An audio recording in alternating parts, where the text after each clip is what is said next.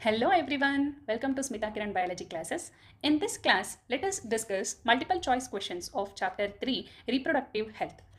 According to WHO, reproductive health means a total well-being in all aspects of reproduction like physical, emotional, behavioral and social. So this will be the appropriate answer, and other options include lifestyle, that's why they are not. Abbreviate Reproductive and Child Healthcare Program, that is RCH. What are the major tasks under Reproductive and Child Healthcare Program? It is to create awareness about reproductive health among the people.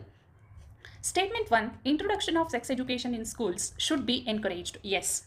This will encourage the children to believe in myths about sex related aspects, not to believe. They have given children to believe, so it has to be not to believe. So statement 1 is correct and statement 2 is incorrect. So appropriate answer will be option C. Decreased MMR. MMR refers to maternal mortality rate and infant mortality rate. Decreased MMR and IMR and increased people in reproducible age in a population will results in, it always results in increased in growth rate.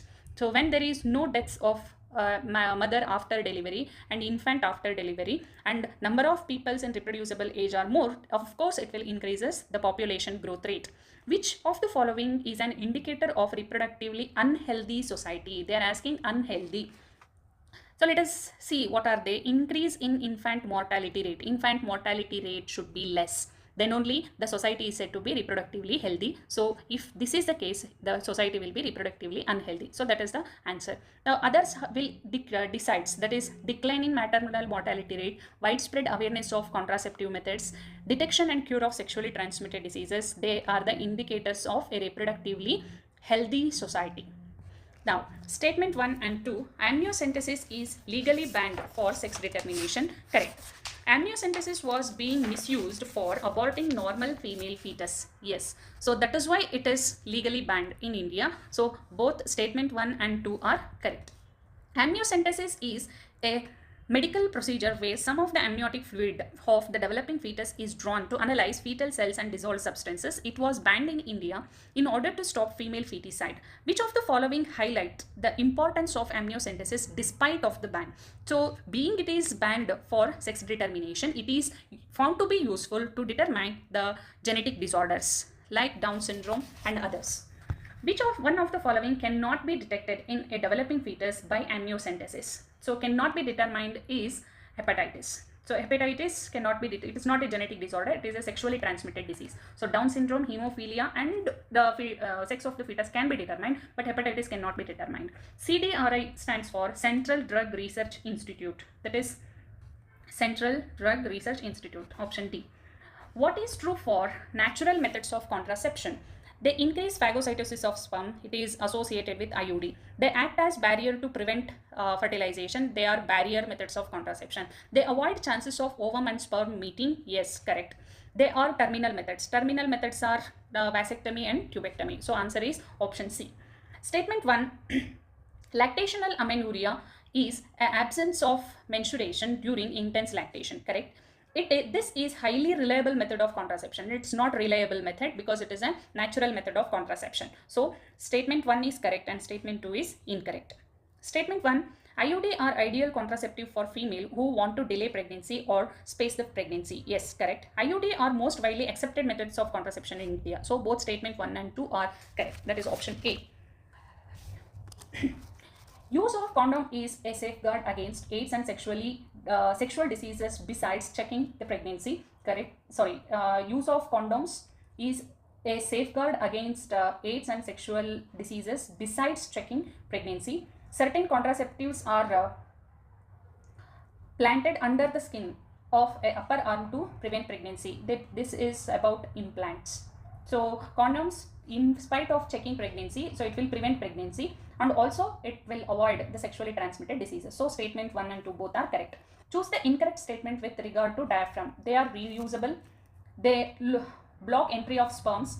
They are placed to cover the cervix. They prevent ovulation. So they prevent ovulation. That is the mechanism of action. So diaphragms and implants, they have the same hormonal combination as like the pills.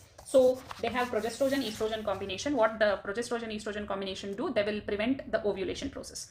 Now, which one of the following is not a copper releasing IUD? Copper releasing IUDs are three, that is CUT, CU7, multilode 375, LNG20 is a hormone releasing IUD. What makes the uterus unsuitable for implantation and cervix hostile to sperms? That is progestastat, which is a hormone releasing IUD. Select the correct statement with respect to IUD. Once inserted, need to be replaced. Inserted by user itself, no. Increase phagocytosis of sperm in the uterus, yes. Suppress gametogenesis, no. It increases phagocytosis of sperm, no. It won't increase phagocytosis of sperm. Once inserted, need to be replaced. Statement 1. IUDs can cause excess menstrual bleeding and pain.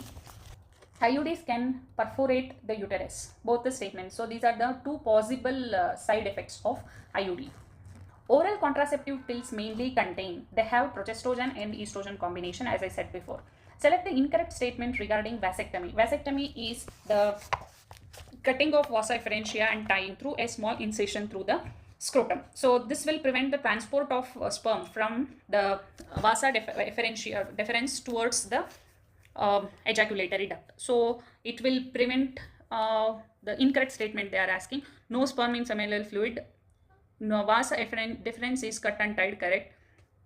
No sperm in epididymis.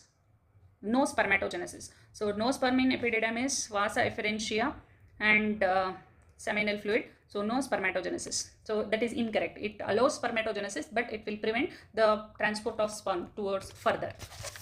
A widely accepted method of contraception in India is IUDs. Which one of the following contraceptives involve a role of hormones? The role of hormones is there in pills, emergency contraceptives and implants. Which one of the following does not give the defined action of contraceptives? Defined action of contraceptive, vasectomy prevents the spermatogenesis. Others are defined, let us see how.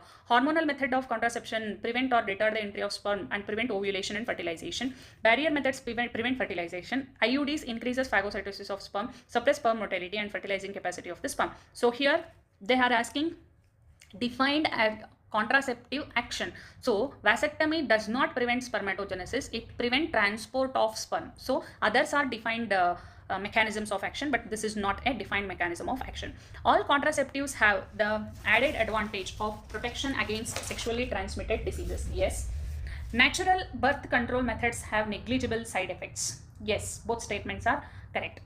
Which of the following are not completely curable? Completely curable: hepatitis B, genital herpes and HIV infection. Here you can remember 3H. So 3H means they are incurable. That is how you could remember completely incurable. The incidences of sexually transmitted infections are reported to be very high among the persons in the age group of 15 to 24, to which you are also belonging. A specialized procedure to form embryo in the laboratory is intracytoplasmic sperm injection, where the sperm is directly injected into the ova. That is within the laboratory condition, that is in a Petri plate. But in others, gamete intrafallopian transfer, they happen in female reproductive system in all other three cases. But here the zygote is formed within the laboratory. Gamete intrafallopian transfer is an in vitro fertilization technique. Yes.